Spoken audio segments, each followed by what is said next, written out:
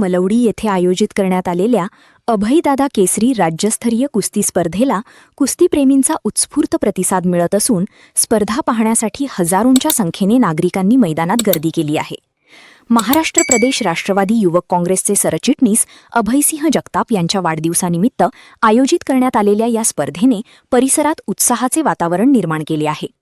स्पर्धेच्या प्रत्येक फेरीत रंगतदार चुरस पाहायला मिळत असून नामांकित मल्लांसह ग्रामीण भागातील युवा पहिलवानांनीही दमदार कामगिरी करत उपस्थितांची मने जिंकली.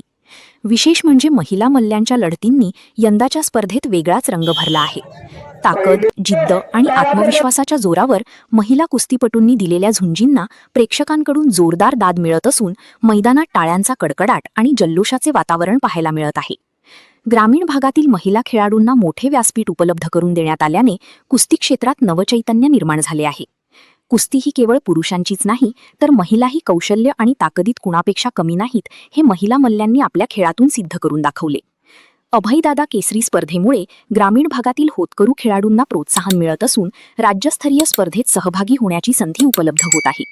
2 दिवस सुरू असलेल्या या स्पर्धेकडे संपूर्ण माणखटाव परिसराचे लक्ष लागले असून कुस्तीप्रेमींमध्ये मोठी उत्सुकता पाहायला मिळत आहे.